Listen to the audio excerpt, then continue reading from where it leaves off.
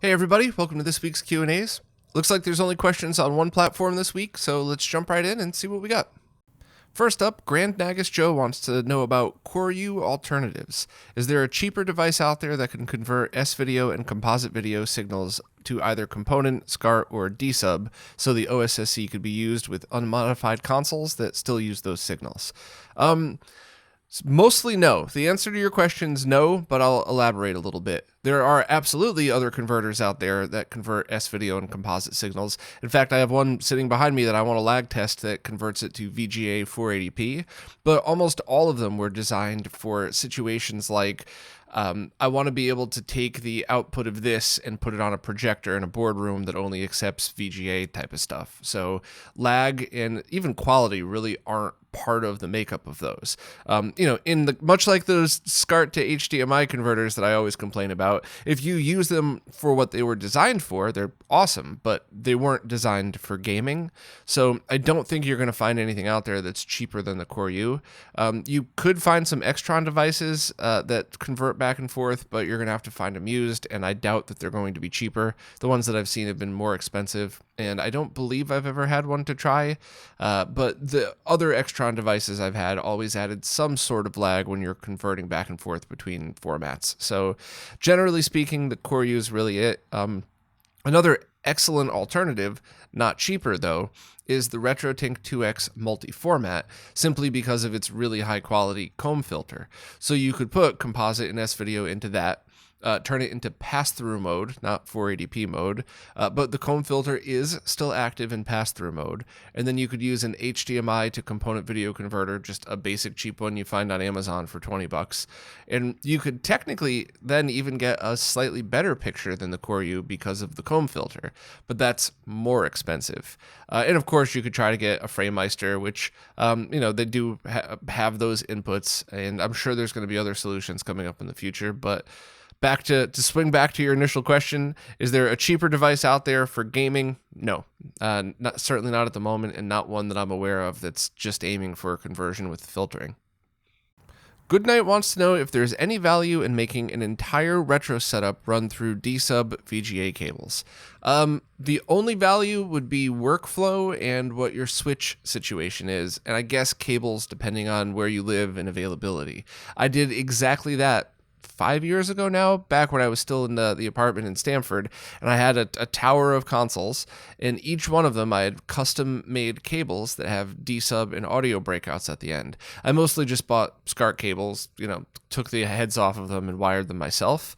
And for the setup that I had, I was using a 10 16-port VGA switch that worked pretty much perfectly. It required C-Sync. You could not have composite video or Luma as sync, but overall I thought it was great. I was able to pick up some long-run VGA cables. I absolutely saw a little bit of interference. However, that was because of unshielded cables, the length of the cables. But overall, that workflow, at the time, I didn't have some kind of crazy capture setup. The goal was just to be able to press a button and have your console go on one of two displays that are on the other side of the room. So for that scenario, absolutely, it was good.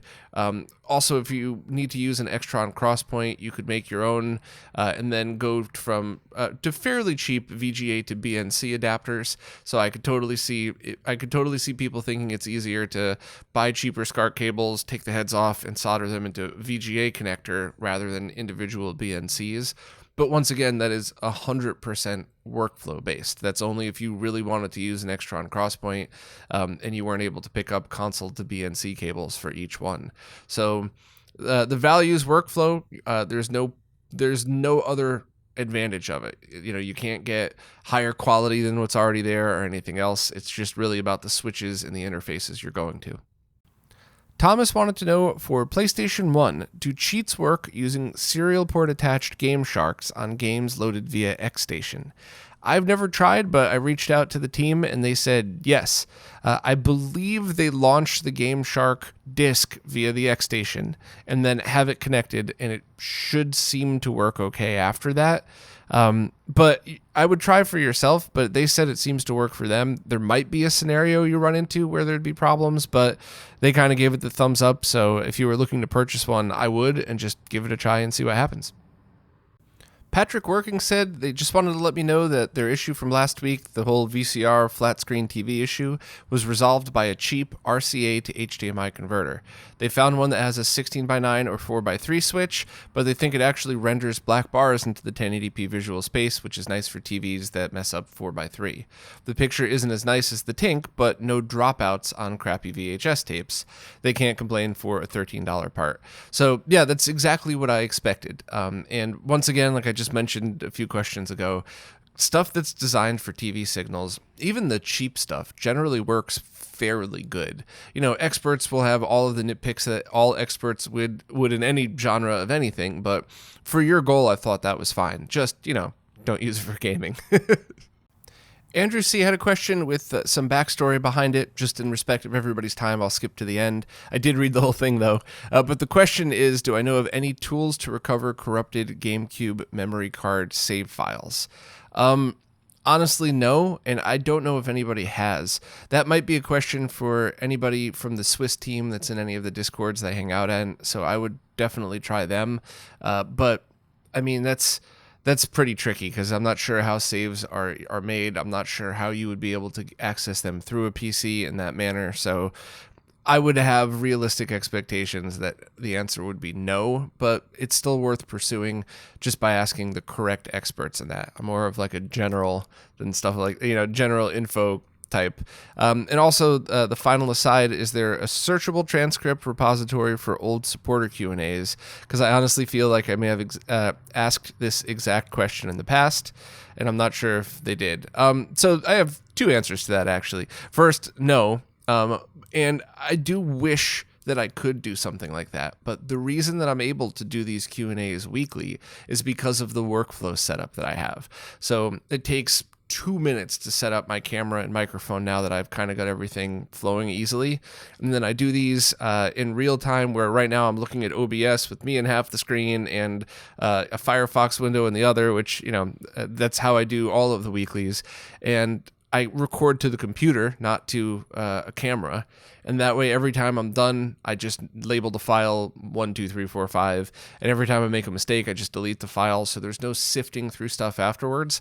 And then I dump it in a video editing software, bulk add the transitions, export and clean the audio, and then export it as a video. So start to finish on the average week, it's 5 hours worth of work, however long it takes to record, which depending on, how with it I am that day. There are some that I answer each question almost in one shot. And there are other days where I can't get the words out of my mouth right. But, between everything that you have to do between the time I walk over to this computer and the time that I get them out there is just over 5 hours.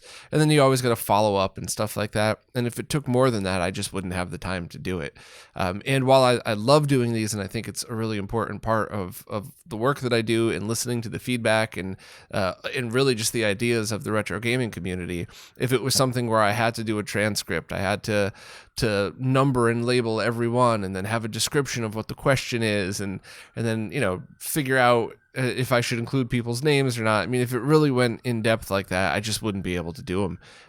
Maybe once a month I'd have the time to do it, because then it would go from 5 or 6 hours to 8 or 9 going through all of that stuff. So it's a really long way of saying no. But I also did want to give a bit of explanation to everybody, just to explain kind of why they are like this. And also, this is something that I run into all the time. Tien and I were just joking around this morning about how there's been a few times where I was like, hey, dude, do you know the answer to this? And he responds to me with a link to a guide that I wrote that I didn't even remember writing. And then when I read through it, it all came flooding back to me. So I totally understand the question. And even myself, there were a few times where I would have loved to go and search any of the things that I talked about. But maybe someday voice searching through text will get good enough where YouTube would include a feature where you could just say, search RetroRGB YouTube channel for mentions of GameCube memory card and see what comes up. I think that would probably be what happened before I got to any other kind of, transcribing or anything like that. So, sorry for all of the no's to your answer. And I'm not sure if anyone really even cared about the explanation of why I don't do transcripts or more details in the Q&As. But I figured I'd just put the info out there. Eric Fordemeyer had a question. We already spoke about it in DMs, but I wanted to talk about it anyway because I thought it was a good question that might help other people. They have a JVC DTV 1710, which is an RGB monitor that accepts multi-format signals from, I believe, 15 kilohertz all the way up to HD signals. And it does accept RGB HV. So it's got all of the BNC connectors in the back, and you could choose to either input RGBS or RGB HV. And they also have a Raspberry Pi 4 that they wanted to connect to it. So in that situation, I think in most cases, and please double check the manuals and info just on each monitor just to make sure, but if something has an RGB HV BNC input, it's most likely ready to accept a standard VGA signal, both the voltage and the actual resolution. Now, there's always exceptions for this, especially when it comes to projectors and stuff like that. But generally speaking, if you have a CRT RGB monitor that's multi-format and RGB HV, you could just put 480p 640 by 480 VGA into it, which means in the case of a Pi, all you would need is just a cheap HDMI to VGA converter and set the Pi to 480p. It should be pretty straightforward and easy. Set the resolution, actually, whatever the device might be, just set the resolution to 480p and it should work fine. But I definitely want to just remind everybody that there are weird use cases. There are absolutely 15 kilohertz only RGB HV display solutions. There might possibly be one that only accepts 75 ohm sync at a lower voltage than your standard VGA style TTL level sync. So double check all of it, but generally in that situation, you should be fine. And Eric, I believe, did get that setup working. You certainly don't need any kind of other converter or RetroTink for that. You could just put the Pi directly into it through a digital to analog converter, as long as the source device outputs whatever the target device's resolution supports. Jason Guffey says, a while back they asked about what I recommended for protecting controllers for oil skin cell buildup from longer play sessions and sweaty hands. I recommended Goo Gone and constantly wiping down the controller after use. However, they're lazy and forgetful, so they either say they'll do it next time or just don't remember to do it at all.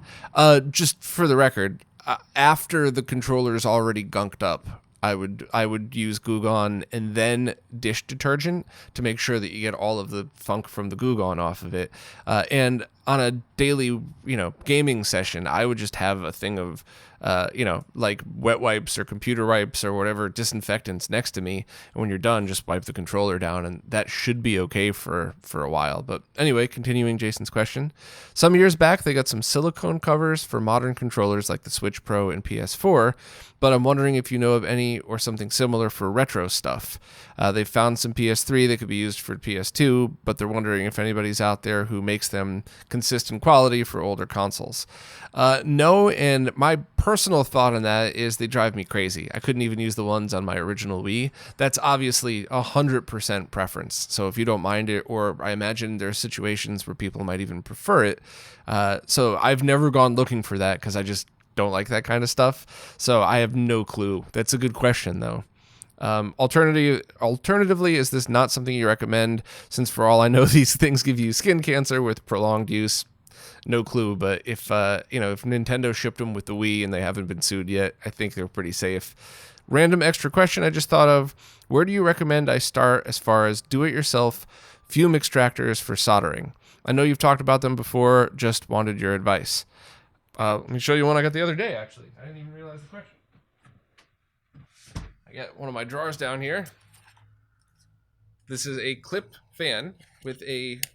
Sorry, I'm talking to the mic. Not like I've done this before. This is just a clip-on fan with a USB charge port in the side. I keep it in my drawer right underneath. I clip it right to my desk. A friend of mine made me that Voltar Sucks device that I showed in the SCART coupler video. That's awesome. And if I ever get a real people-sized place where I could have a desk that's, wider than my shoulder length, I'll probably have that just on the desk. I think that's 3D printable too. So if you have a 3D printer, you could make one. But I believe this thing was just a few dollars, and it works fine, and the battery lasts a fairly long time. And batteries are always an issue with fans because, it's a constant motor turn. So I was pretty surprised at how long the battery lasts. although I only got this a month ago-ish.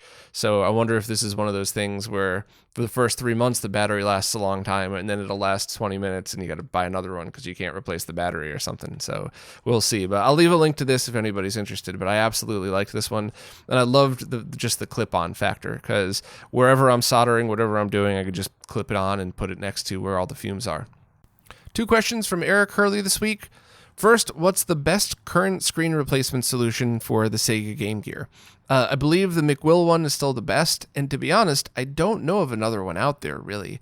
I vaguely remember seeing a couple of ones that looked like clones of the McWill, which really sucks. I hate it when small companies' things get cloned, but I don't know of any that are their own unique product, and I do think there's absolutely a need for one, because the McWill one's great. It's got scanline options, different resolution options, but it is a bit expensive, so I really do think that there's a market out there for people that say, my Game Gear screen sucks. I recapped it and I could still barely see it, but I don't need perfect quality. Can I just get a cheap screen to throw in? So there's been rumors of people working on ones. I've seen prototypes and stuff, but nothing that has ever been close to production.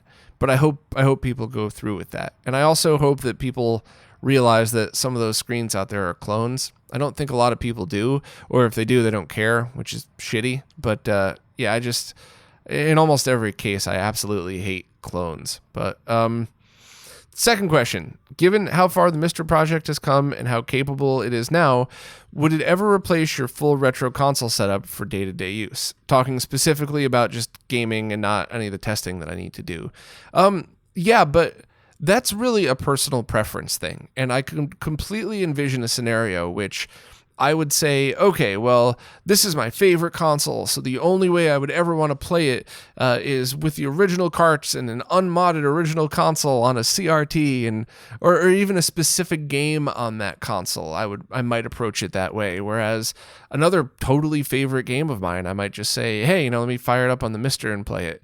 I think it's getting to the point where it's preference, where a few years ago, it's one of these things where it's like, well, would you rather use any kind of emulation or the original? My answer would always be the original. And the Mr. cores are getting so good that it almost doesn't matter. And now we have the luxury of deciding what experience are we looking for. Do we just care about playing the game? And, the game is what brings us there. Then the Mr. should be more than good enough for a lot of the cores that are already on there.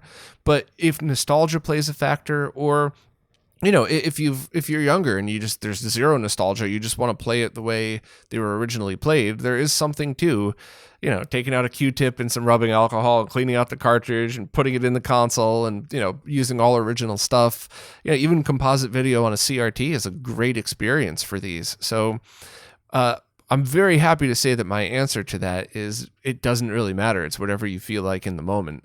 And this is pretty much, this past year really has been the first time I've been able to confidently say that, especially if you really get into the thick of it and you get yourself a Mister and you have one of those wireless keyboard things that you could use to navigate, but you game through a snack adapter. So it truly is a zero lag solution going to a CRT and all that. Yeah, I'm, very happy to say that it's totally up to you these days. So short answers to your question, I believe McWill is still the best and probably only higher quality solution out there. And would it ever replace my retro console setup? For gaming, yeah, is a good possibility. For collecting, no, of course not. And for testing, obviously not. But just for gaming, yeah, it's almost there. Michael Cartwright wants to know if it's possible to export profiles from an existing OSSC profile stored on the OSSC. I don't believe so. I could be wrong, but I'm pretty sure it's only import. And a lot of that has to do with the way the card is read and, in fact, how the card even interfaces with the FPGA on there. So that's one of the many reasons why we all recommend that you use the online profile editor tool to do all of your work. Export that to a file and then put that on your OSSC. And if you find yourself needing to tweak, like for phase, for example, let's say you've taken the time to go through and set phase on all of your own personal consoles. Write down the phase settings, go back into the profile editor, add change those settings, re-export it, re-import it into your OSSC, double check all of them, and now you're good. Which is frustrating and annoying, I know, but it is not it's not a limitation of Marcus, it's a limitation of the hardware involved in all of that. I believe we discussed that a little bit in the interview.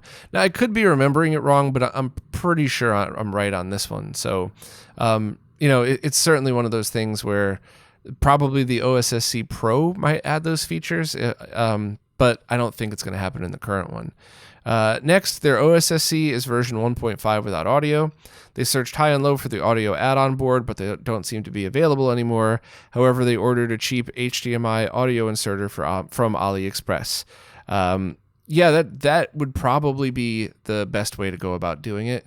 Either that or just getting another used OSSC off of eBay and just hoping that it's an official one, not one of the very terribly built knockoffs that you see on AliExpress. By the way, those often can't even be updated with a new firmware, not because of firmware protection, but just because they're built so crappy. So yeah, it's a gamble, and I think that's probably the best bet. And with the OSSC Pro on the horizon and a bunch of other stuff happening, I would absolutely try to use a cheap solution like that first, and then kind of decide what you want to do in the future. Clinton Bowman Christie had a bunch of really kind words from a fellow New Yorker. Yeah, I really hope once things clears up, we could start doing meetups again, and especially those tournaments at Brooklyn Video Games and stuff. I used to love going to those, even though I was never good enough to compete in them. The whole crew down there was awesome. It was fun. I always ended up walking out with a bag full of video games that I never planned on buying, but you're there and you're in the moment. So yeah, I really hope life opens up back again. There's so many cool people around here that I want to hang out with. Your question though, they purchased a Super Famicom from Brooklyn Video Games earlier in 2020, and it's a GPM02 motherboard. They have an OSSC and Elgato HD60 Pro, and they're interested in the de-jitter mod for it. Is it prudent to pursue installing the jitter mod to this motherboard, or should I look into picking up a Model 2 and installing the RGB and de-jitter into that? Honest opinion on this one, I would hold on to that because, it's an awesome console. You get the original fat style Super Nintendo case, but it is the 2-chip, 3-chip, however you want to describe it, model that is going to have a lot softer output. So if you were going to go through the trouble to mod something, I would personally select a Super Nintendo Mini, Junior, whatever, and because that's going to need a mod anyway for RGB. So if you're going to go through the trouble of modding something, you might as well mod something that needs to be modded that'll output a much sharper picture and kind of have that one as your modded unit. And if there are ever any future mods to either, now you have a choice of both consoles. If you love the Super Nintendo as much as I do, then you would absolutely want to do that. If you don't, that's kind of an interesting one. You say it's a Super Famicom, so it's probably one of the Japanese ones they had there for a while.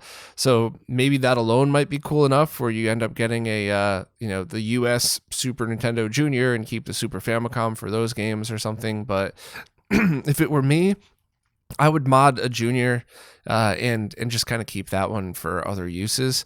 But the lucky thing is if you already have your controllers and your games and all that stuff, if you wanted to, you could sell that Super Famicom and power supply on eBay and then just get a console-only Super Famicom Junior and kind of make it easier. So, yeah, that's kind of my recommendation. But, do whatever's best for your setup. And, hope to see you down in Brooklyn sometime whenever the world opens up again. Fupa Troopa said they're newish to Craigslist and have an etiquette question. If someone has an item listed and you shoot them an email and don't get a response, where's the line between being persistent and an obnoxious spammer? I've sent a few responses on Craigslist over the last few months, and I don't think I've ever gotten a reply from a seller. I'm probably the wrong person to ask because when it comes to sales, I just can't stand any of it. I hate haggling. I hate the whole process of all of it. I'm much more of a tell me the price and I'll pay for it and don't mess around type. So if I email somebody and I don't hear back, even if it's something I really want, I just ignore it because I just have had so many bad Craigslist experiences.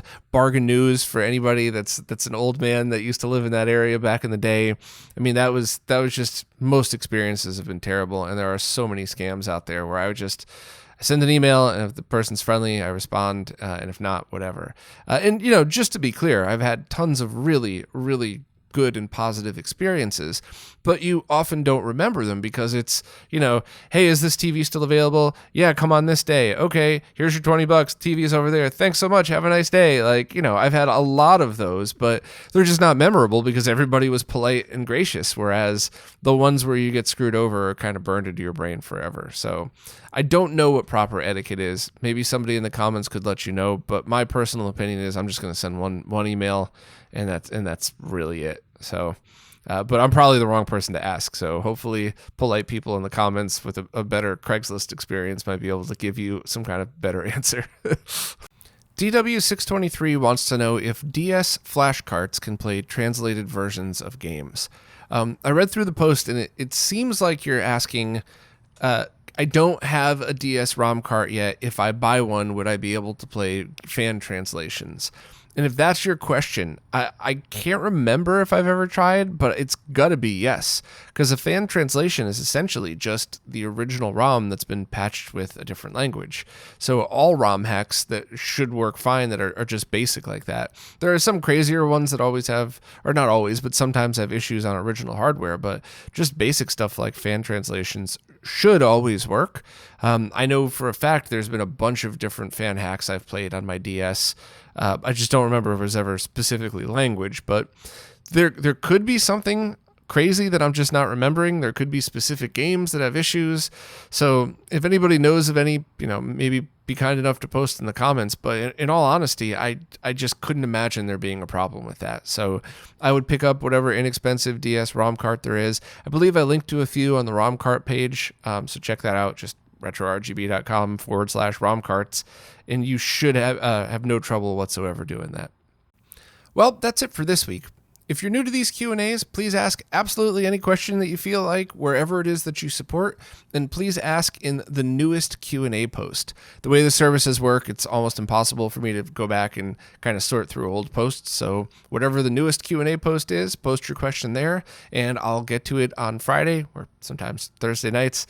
And if I ever miss a question, it is never intentional. It's either that I accidentally deleted the file in post or skipped right over it, so if that's the case, message me directly or just ask again in the next week, and I promise I'll get to it.